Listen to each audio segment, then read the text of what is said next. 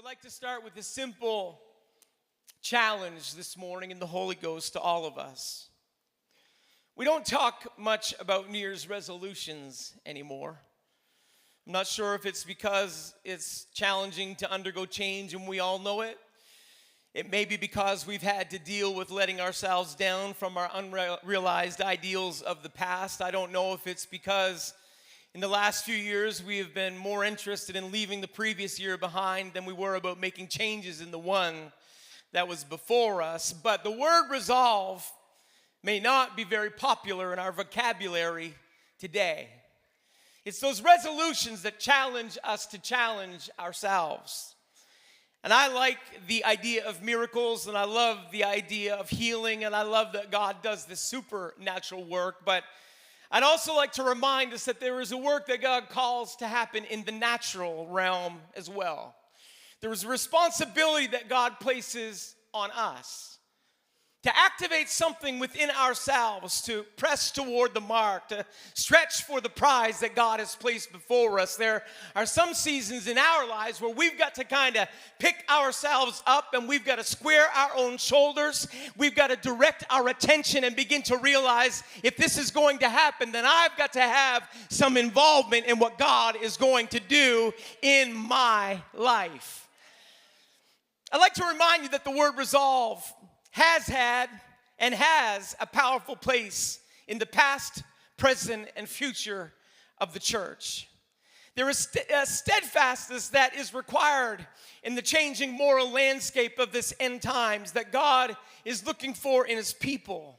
Now we know in the past rules have kept us safe, but it's why in this end time are some of those same rules now being questioned? Why is doctrine that has been defined and doctrine that has defined us now on the table for debate? Standards that have guarded us are no longer guideposts that people are willing to walk by. And sometimes I've got to step back and survey the land for a moment and begin to ask ourselves a simple question: what's wrong with the way that brought us to where we are?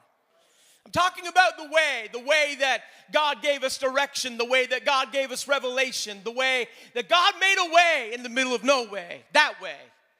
Talking about the challenge that God brought to generations that were previous to us, and they walked with confidence into where God had called them, regardless of what man thought, regardless of how the enemy fought. They had their mind made up that they were walking into the purpose that God had defined and designed for them, but it took something in their spirit. There was a resolve that had to rest in their mind. There was something that they had to determine because they might have to fight against family. I know that happened in my own dad's life, that he had to walk away from a tight-knit family of brothers and a tight-knit family of people that cared about him. If he was going to walk into truth, then there was some things that he was going to have to leave behind. But I tell you, whatever you're willing to leave behind for the sake of Christ, God is going to return it. He's going to press it back down into your life. I don't have any regrets. And later in life, when all of those brothers came back to my father for instruction and for advice and for wisdom, we can see the hand of God that worked. And why?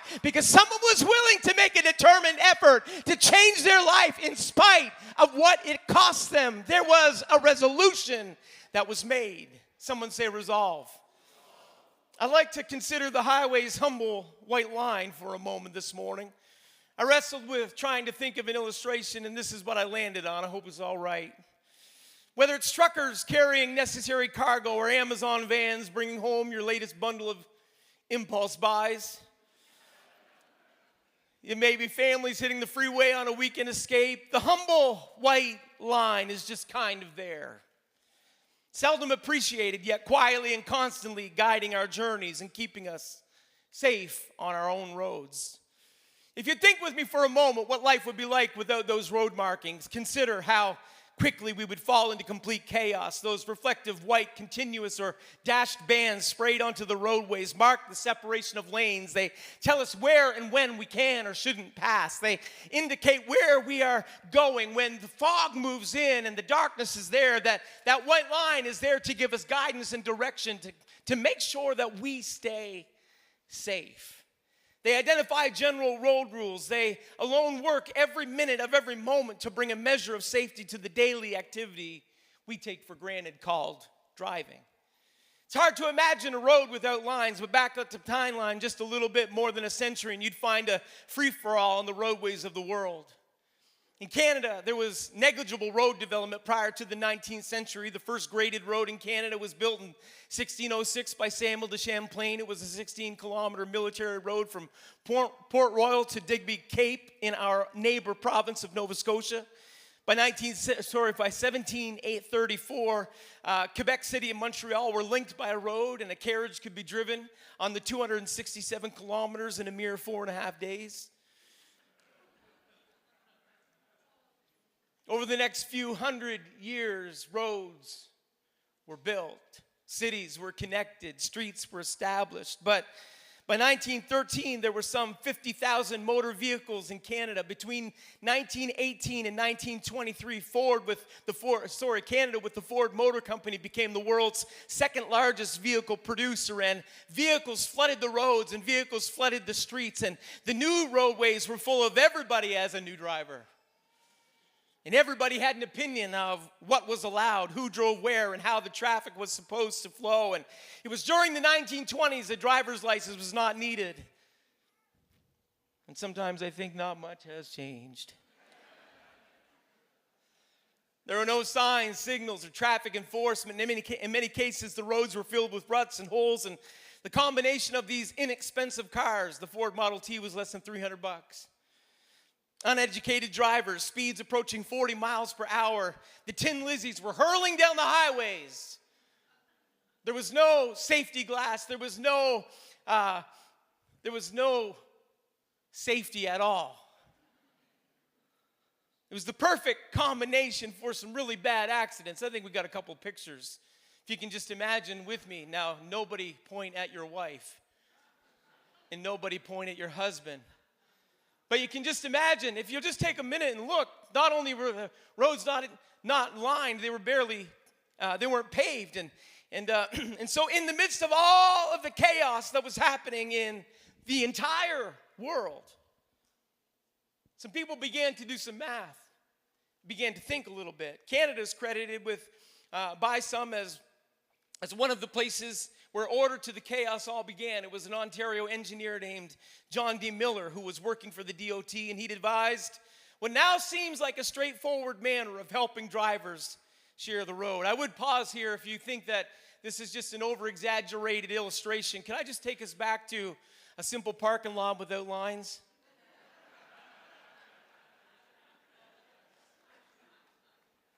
I didn't even know that some of the new parking places were parking places. We had people triple park, double park, single parked. We had people parked sideways. We had people. Come on, I'm just talking about the power of the line. So here we have John Miller. He's working for DOT, and his epiphany was a simple distinction of division. He proposed, let's paint lines to divide lanes and separate the traffic that is moving in opposite directions. What a great idea. Did it really take us 50 years to figure that out? Did it really take us that long? I'm telling you, sometimes we aren't nearly as smart as we think we are. So there in 1930, some of the world's first lines were painted on a portion of highway between Ontario and the Quebec border. I'd like to talk for a few moments about the line this morning. I can't think of a more accurate illustration to explain what I feel in my spirit. Without a doubt, the church is headed in one direction and the world is headed swiftly in the opposite direction. It's concerning to me that the pace with which we are moving, that some people still have a question about the line that the church has drawn. It's not a line that we created. It was a line that we have inherited. The location of that line has been communicated and transferred with trust and faith. We're not painting new lines. We're painting on top of the lines that have always been there. The location of the line has been communicated, and we have determined that we are going to continue the safety of that line. The reminder that Solomon gave to every new generation was this: remove not the old landmark. The Message paraphrase states, don't stealthily move the boundary lines. Jack's version is this: maintain what you obtained. Christianity has never before experienced the current backlash by the onslaught of public, political, or even the so-called pious Christian opinions that are at work in our world today. The world is working to move the line. The devil is determined to move the line. But God is asking a church to resolve in her spirit that we will not move the line. If the world is going in that direction, then we have made our mind up that we are on this side of the line and we are headed in a different direction. It doesn't matter. I could have people come and what kind of fool would step up today and begin to argue the validity of a traffic line? Nobody's standing at the street corner with a sign saying, why do we have these lines anyway? It's not the same line everywhere in the world. On the other side of the world, you drive on the other side of the line. Let's get rid of the line. Nobody is fool enough to stand up and say, let's remove the traffic line. So why is it that sometimes people feel like there's a need to elevate themselves and say, and begin to question the line that has guided us this far, this long, to where we are today? I'm talking about the power of the line. We could argue that old white traffic line this morning. We could say it's antiquated. It's 100 years old. It's costly to maintain. It's got to be painted annually. The salt and the sand kind of just eroded off the surface. It's restrictive. We don't need line enforcement. It's legalistic. Don't be so dogmatic. People can draw their own conclusion about where they drive. But the reality is the line is a necessity. And I'd like to remind us this morning that God is asking a church to draw the line. Isaiah spoke a word of warning in Isaiah chapter 5 and verse 20. He said, woe unto them that call evil good and good evil, that put darkness for light and light for darkness, that put bitter for sweet and sweet for bitter. He indicated that there would come a day when the polarity of good and evil would shift on their axes. And in everyday society, what was once good would now become evil, and what was evil would now become good. And it never maybe made complete sense to us earlier in time, but more than ever before, Isaiah's words echo in our ears, and without a doubt, we've got to say the old prophet was right.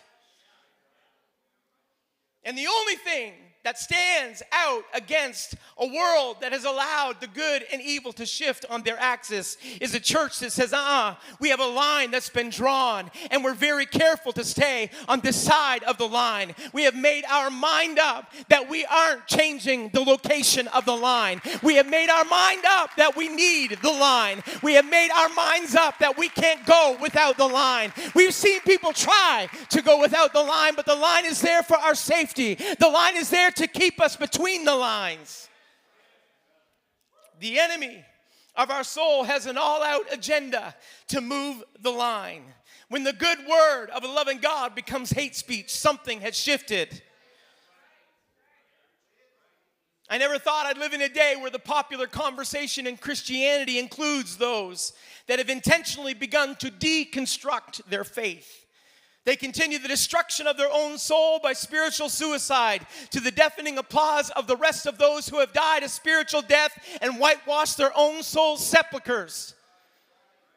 And so we need more than ever before the church to define the line. We have to be very careful that we don't allow the line to become moved. If the world is pushing against the line and the enemy is pushing against the line, then the church had better dedicate itself to ensuring that the line is at work in our midst, that the line is visible to everyone in our midst, that the line guides us and guards us away from where the enemy would like to destroy and where the world would like to steal. I'm telling you, the church needs the line this morning.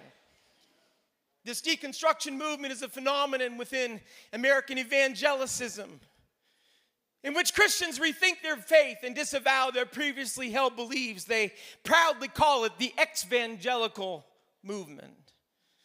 Like the scribes and Pharisees that Jesus condemned in Matthew chapter 23 and verse 28, they could appear righteous unto men, But within, they were full of hypocrisy and iniquity. The word for iniquity there means lawlessness. In other words, they had just walked away from all the rules and the requirements that had allowed them to become who they were.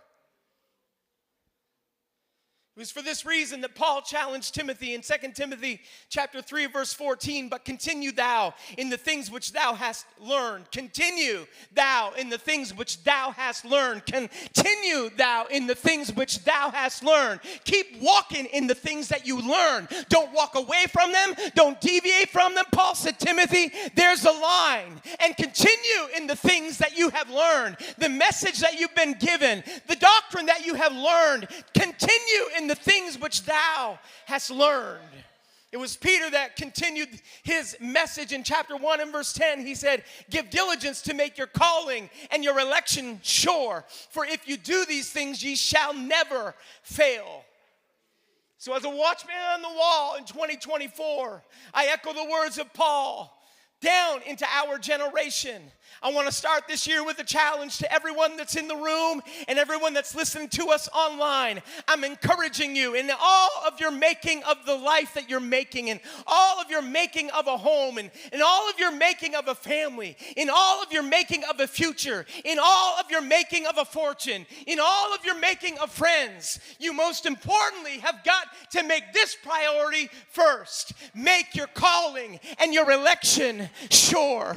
You've got to make sure before you get anything else in order in your life. You better make sure that the line of salvation has been clearly drawn. You've got to make sure that the separation between the world and the church is clearly defined. You've got to make sure that you have come out from among them and become separate. Thus saith the Lord. Why? Because God has a plan for his church. God's not finished with his church. The church isn't going to quietly idle down the road of retirement. In the end times, the church is walking with confidence and focus into revival. We have a resolve in our spirit. We're not stopping. We're not backing up. We are walking. We are running. We are rushing headlong into revival.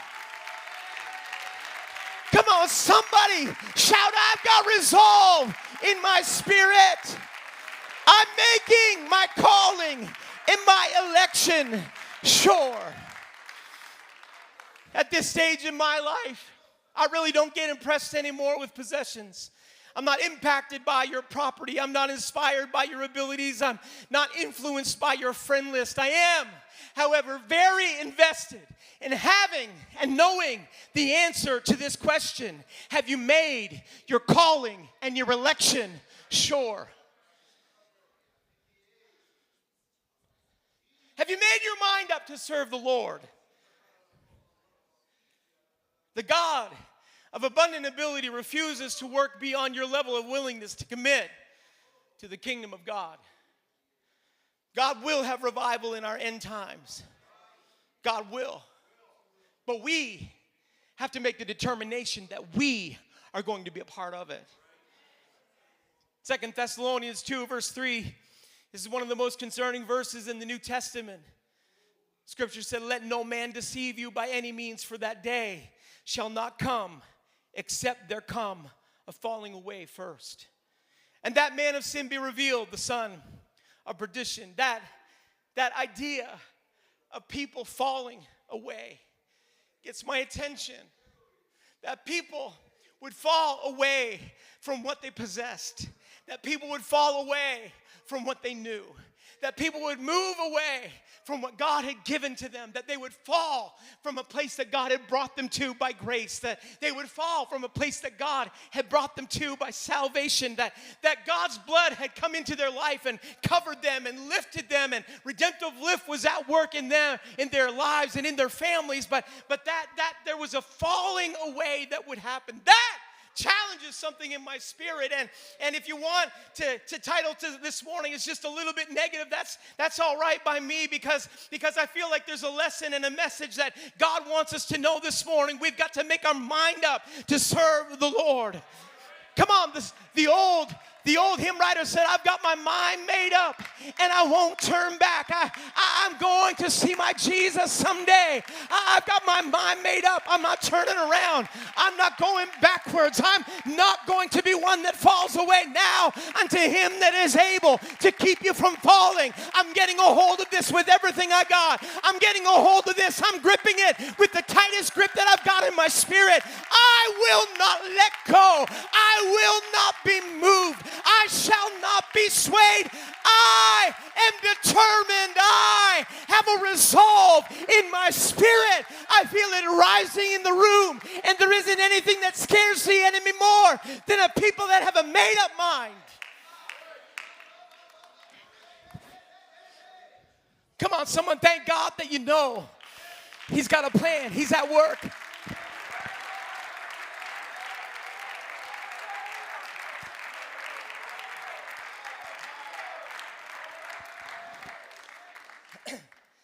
Second Timothy chapter 3, verse 1, Paul reminded Timothy a little later on. He said, this know also, that in the last days perilous times shall come.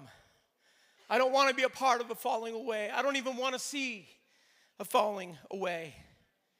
But interspersed through scriptures is a tale of caution woven into the fabric of history as a warning. The Bible's not very good at hiding the failures of people's past.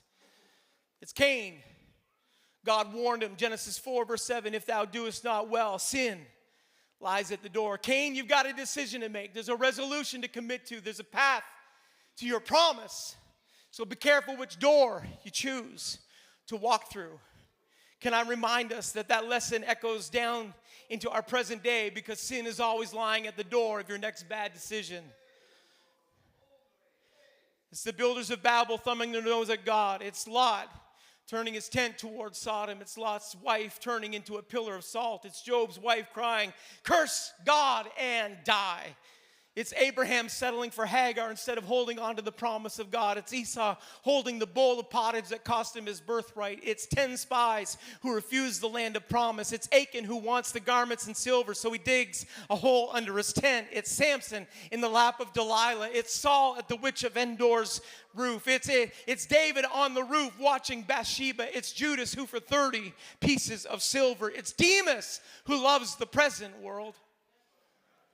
The Bible's not good at hiding the people who just gave up and gave in to failure.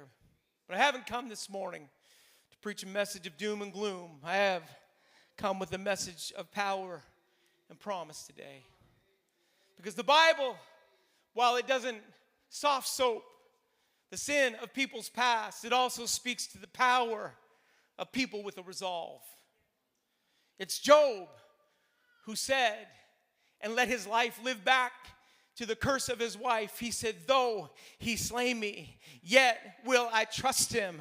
I will maintain my own ways before him. He said, I've got my mind made up. It doesn't matter what comes my way. If God chooses to slay me, yet will I trust in him. I've got something in my spirit that you can't take away by the physical man. The line's already been drawn. I've already made my mind up. Though he slay me, I'm going to keep on walking. Though he slay me, I'm going to keep on pushing. Though he slay me, I'm going to keep on praising. Though he slay me, I've still got worship on the inside of my spirit. Though he slay me, yet will I trust him. I trust him in spite of the outlook. I trust him in spite of the doctor's evidence. I trust him in spite of what I see on the horizon. I trust him in spite of what's in my bank account right now. I trust God. Though he slay me, yet will I trust him. I feel something rising in the room right now. There are people here right now that your mind is being made up. I'm going to trust him. I know when it looks tough and rough on the outside, but here in the church, I feel something rising. I'm going to trust him. Hebrews 11 said, now faith is the substance of things hoped for, the evidence of things not seen, for by it the elders obtained a good report. You can have faith. You can have faith. It's that gift that God gives to every man. Every man is given the measure of faith. Every woman in the room, you've got a measure of faith somewhere underneath all of life's circumstances and doubts and situations. God's given you a measure of faith. And if you dig down through the rubble deep enough, you're going to find that there is faith there for the journey that God has given you. Your responsibility, our responsibility, and I'd put Jack in the mirror this morning and say, my responsibility this morning is that not only do I exercise the faith that God has given to me, but I couple it with faithfulness in my life. Because he may have a measure of faith that's in my spirit, but I've got to get my own spirit connected to what God gave me and say, you know what, I've got faith to believe. I've got faith, and I'm not just going to sit idly by, but I'm going to walk into this thing that God has called me to with faithfulness. When the doors are open at the church, I'm showing up. When the prayer room is open, I'm coming. 5:30 prayer on Sunday night, count me in, Pastor. I'm not just going to sit quietly by. I'm going to come and pray. Why? Because God couples faith to faithfulness. That faithfulness will change things in your life. It's a resolve that gets deposited in your spirit. It's the determination that makes you say, come hell or high water, I'm going to keep running the race. I'm going to keep fighting the fight. I'm going to keep walking the walk. I'm going to keep speaking the promise of God in the midst of whatever it is I'm facing. It was the message of Moses to Israel that makes its way into our message this morning. To Israel, he challenged. He said, I call heaven and earth to record this day against you that I have set before you life and death, blessing and cursing. Therefore, choose life.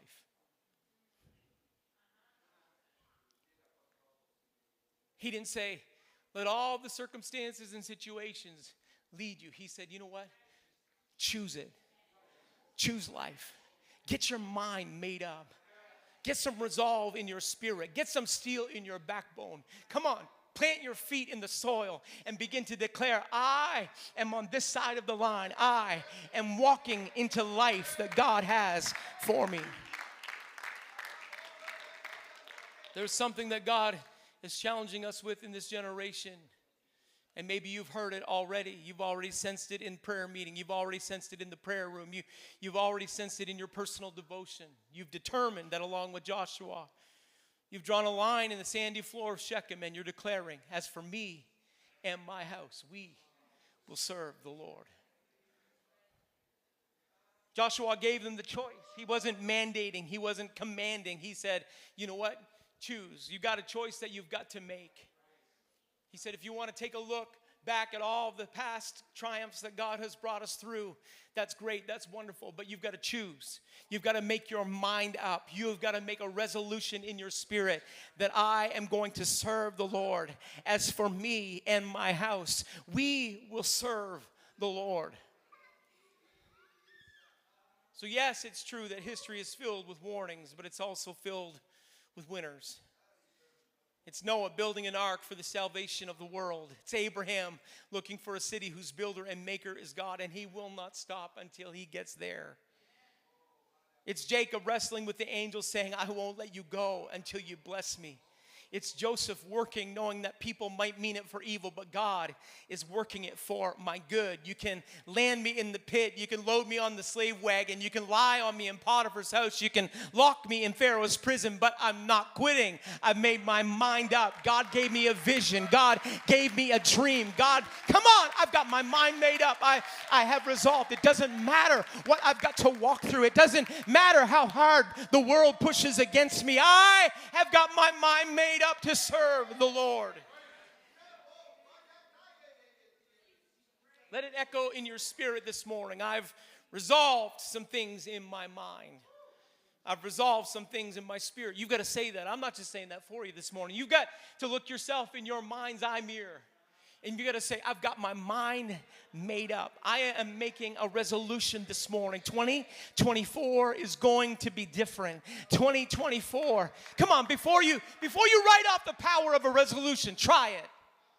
Before you write out off the power of what can happen when you get your mind resolved to do something for God, when you realize, you know what, I talked with some people this week that 2024 has made a transition and a transformation in their life. They said, it's not the way that it was. I know what I was doing in 2023, but in 2024, I'm walking different. I've got a different focus. I've got a different agenda. I've got my mind made up to serve the Lord. God's going to do some marvelous things, and I am going to be part of it. Come on, I'm talking about people that had their minds made up. We can come back to the music this morning. It's Moses leading the army of murmurers. It's Joshua and Caleb shouting, we are able to go up and take the country. It's Israel marching 7 times on the 7th day around Jericho. It's Gideon before Midian with an army of 300. It's David before Goliath shouting, is there not a cause? It's Daniel in the lion's den. It's Shadrach, Meshach, and Abednego standing while everyone else is bowing. It's a furnace heated 7 times hotter, but the determined trio is not slow to answer the king. Our God is able to deliver. But even if he doesn't, was what they said. God's able. But even if he doesn't, we're not slow to answer you in this manner, O king. I have got my mind made up. This knee is not bowing. Come on, I am not giving in to the whims or the ideas of society. I am walking into truth that God has given in my life. Before the day is done, the story of divine deliverance in the midst of the fire is going to come forth. Nebuchadnezzar is going to change the rules because someone was willing to stand. I don't know how God's going to work it all out. But here's what I know. He will. Man, I feel prophetic utterance in the room right now.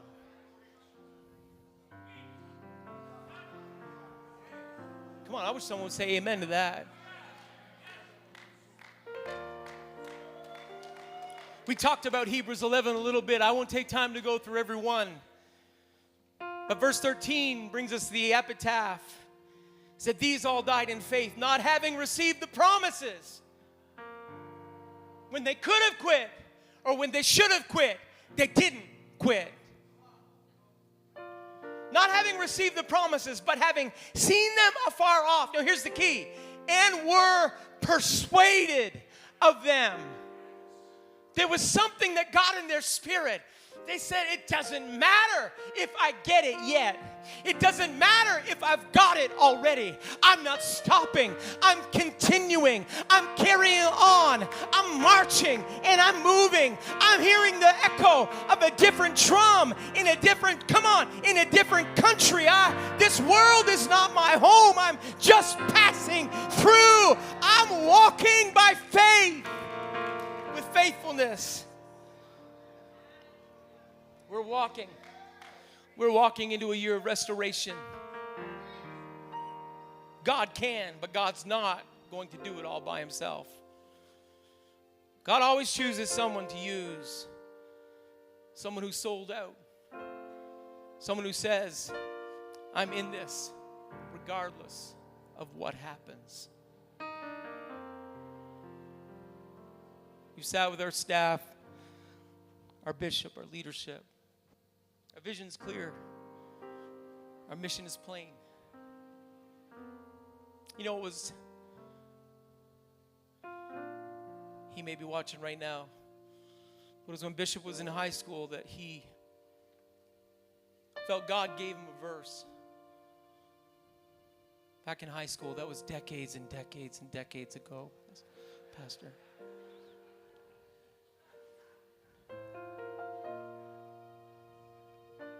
And I've heard him. I've seen his brown Bible, the Bible that he had in high school and the Bible that he had in Bible school. I've seen him flip open to that well-worn page highlighted in his Bible. Isaiah chapter 58. I've heard him read it. I've heard him reference it. I've heard him. I've trailed along for a little while now. 30-some years. Just like the gargoyle that won't go away.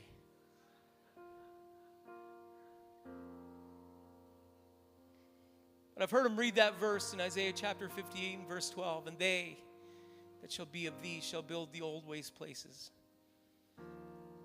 Thou shalt raise up the foundation of many generations, and thou shalt be called the repairer of the breach, the restorer of paths to dwell in. It was in June of 2001, Bishop landed here in Fredericton. It was Brother Buster that reached out to him. I said, the Lord gave me a verse for you, Brother Woodward. And out of 31,102 verses in Scripture, he pulls the one verse from Isaiah chapter 58. And they that shall be of thee shall build the old waste places. Thou shalt raise up the foundation of many generations. Thou shalt be called the repairer of the breach, the restorer of paths, to dwell in.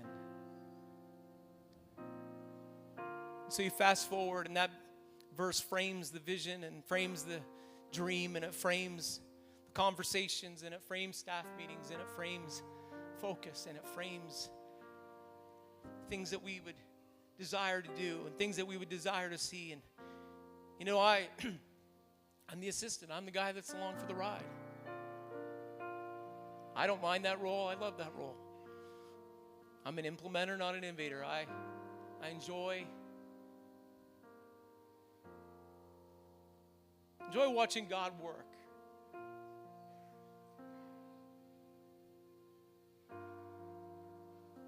So we know it's been a conversation of transition that has gone back 30 years. So I understood that verse was pastor's verse. And I remember as the service of transition happened, and we've talked about it, and things transitioned before we ever did any official transfer. And I remember wrestling with where God would lead me and how God would direct me. And I never had those calls from preachers all over the world. I just followed Bishop. Poured water on his hands. And I'm not trying to prop Jack up this morning at all. I'm just saying that I was lost in this new role of leadership. A little bit. It's kind of like, we won't get into politics.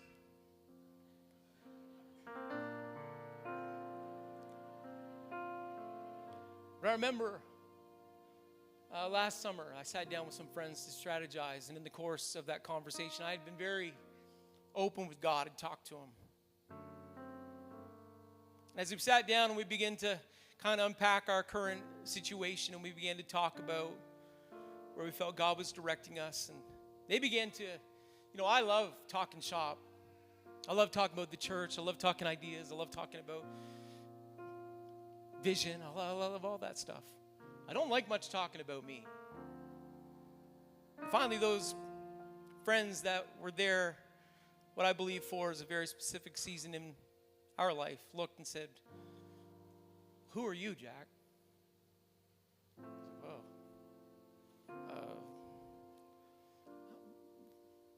What? Who are you? So, Kathy's husband. I said, no, that's not who you are. That's what you are. A pastor. No, that's what you are. Who are you? Like what drives you? What fires you? What? And I don't know. If there's anything we should have the answer to, it's that. Who are you? Just tap your neighbor for a minute. Put them in the awkward place they put me in. Say, who are you?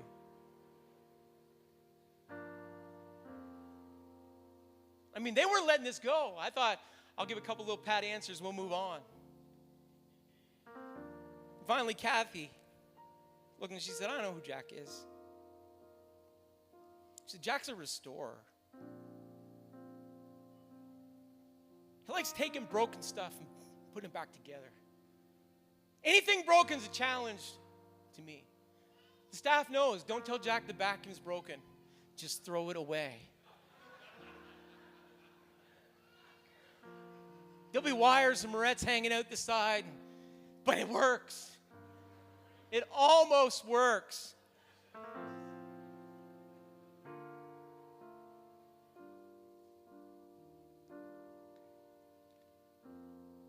Tears came to my eyes. I felt like it's just a little moment of revelation. And then it happened again. Because out of 31,102 verses, they looked across the table and they said, you know that verse in Isaiah chapter 58, verse 12? Yeah, I know that verse. Began to explain to them through tears that God had written that verse as a banner over Bishop's life, but also over CCC. CCC is more than just a church. It's a house for hurting people. This is a place for healing to happen. This is a place where God hears repentant hearts, remits sin from lives, and restores people's purpose.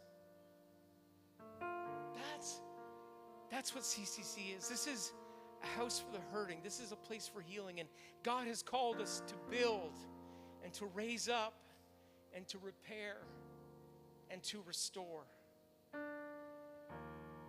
We haven't chosen the theme of restore just because it rhymes with 24. We've chosen the theme of restore for this year because it identifies what God has called us to do. And I say us as the royal we. It includes everyone under the sound of our voice this morning. And we have been called for a time such as this to be a hospital for the hurting. If you're here in the room and you don't know what this salvation experience is, you're in the right place at the right time this morning. Because everything that the enemy stole from you, God promises to restore.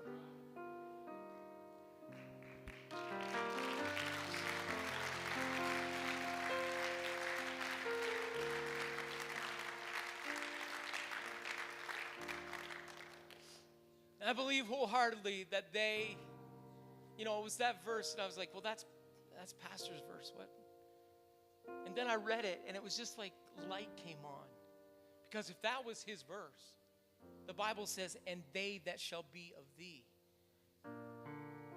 And I wanted to jump up at that table in the restaurant and say, that means me. That's me. Never saw that before. Heard him read it, memorized it, wrote it, read it. But they that shall be of thee. Wait a minute. That includes me. But if I could for a moment this morning, that means you.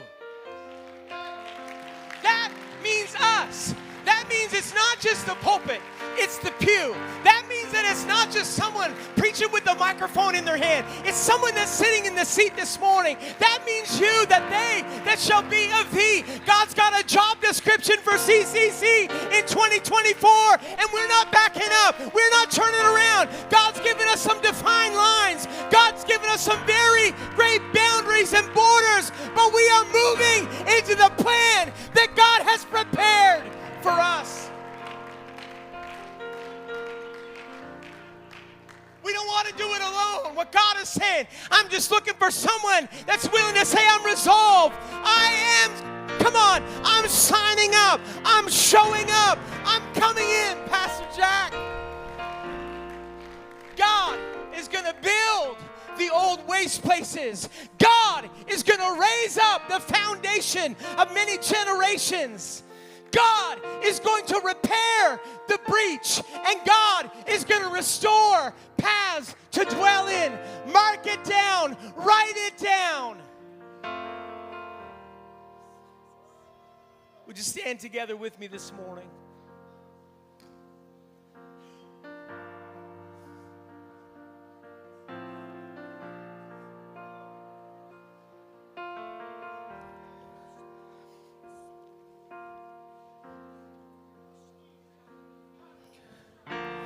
Come on, God's reaching for someone that's in the valley of decision this morning.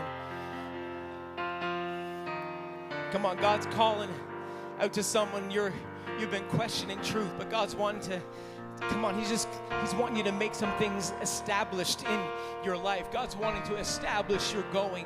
God's not wanting you to live with uncertainty. Come on, we're going to talk doctrine and we're going to preach truth, and we've got some of the greatest teachers that the world has ever heard under the roof of our church family. But can I tell you that we're going to lock into this thing that God has called us to do?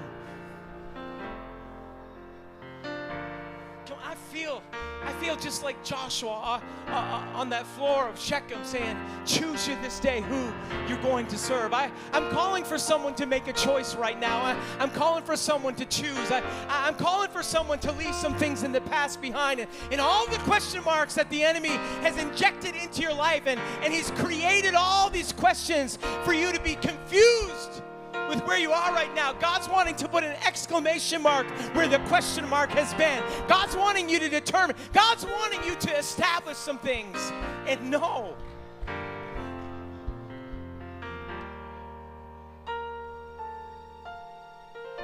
There's a call in the room for someone who's questioned truth. There's a call in the room for someone that's questioned your experience. You see, the enemy, he never starts out blatant. It's always very sinister.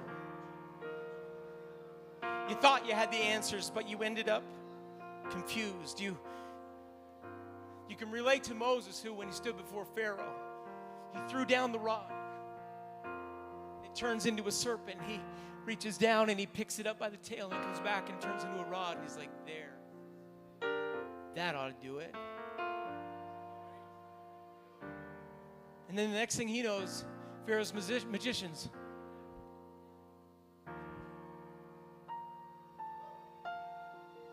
Has anyone ever felt what Moses felt like in that moment?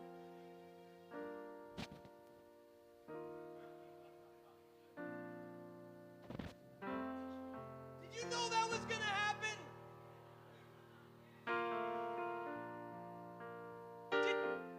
Seriously? But that's where somebody, I was all prepared. I had my notes already sent off. God brought that to my attention this morning because someone in the room today is you're questioning where God has got you right now. And it feels like it's finished, and it feels like this is all wrong. This is no different than what everybody else has. This is no different than what the world's got. Why would I even bother? But can I tell you what Moses did? Moses went back and got another word from God.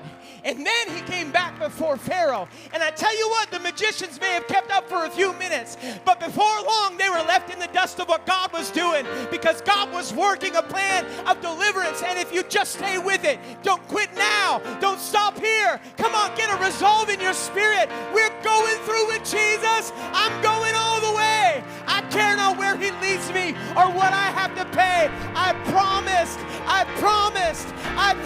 I would follow. If he would be my guide, I'm going through with Jesus, whatever may be tide. It's time, come on.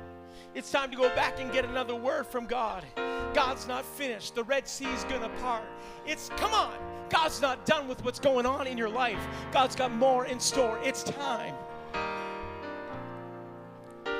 I'm having an altar call this morning, but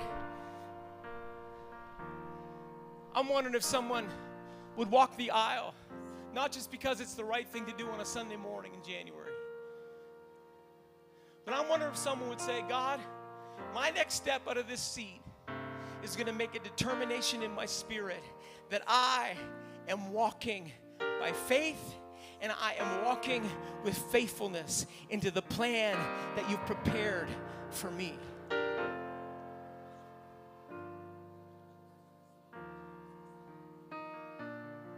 Come on, the world is not playing. The enemy is not playing. But we have safety on our side. We have truth on our side. You're not going to get crossways of the world's traffic when you walk in the alignment that God has given to you.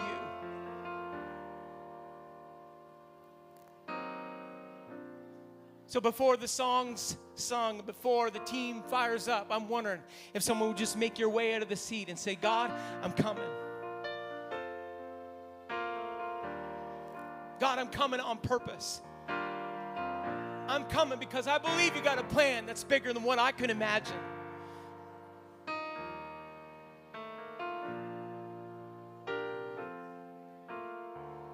I'm coming because God is ordering my steps. I'm coming because I'm done with the confusion. I'm coming because my mind's made up. I'm coming because I'm determining that 24 is going to be different. I'm coming because I'm dedicating myself like I've never dedicated myself before. I'm coming because that's an altar. And I'm leaving some things on the altar this morning. I'm coming because, come on, I have a resolve in my spirit.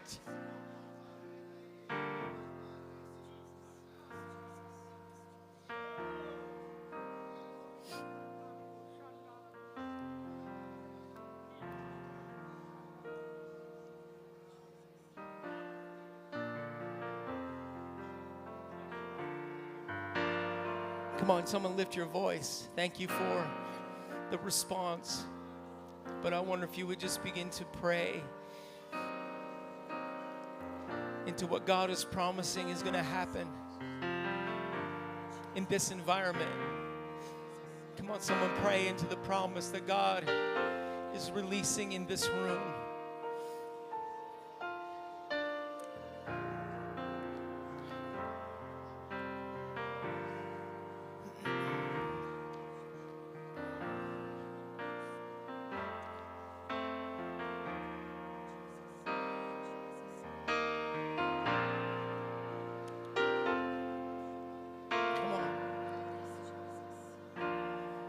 Come on, there's a Shadrach, Meshach, and Abednego somewhere.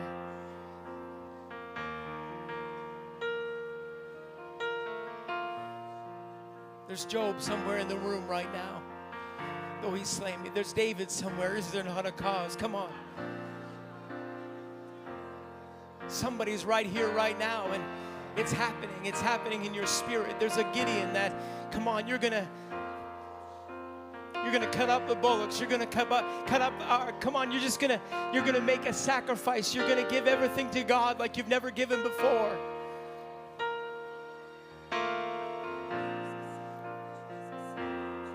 Come on, resolve. Make some resolution right now.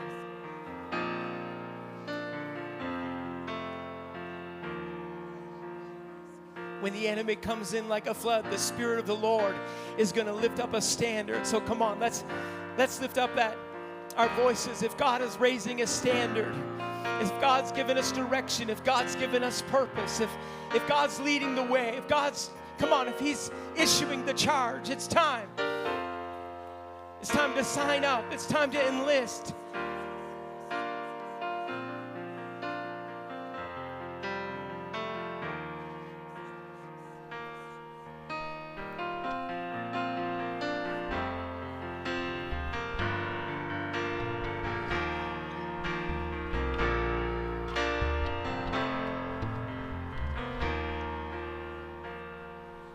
I've been changed.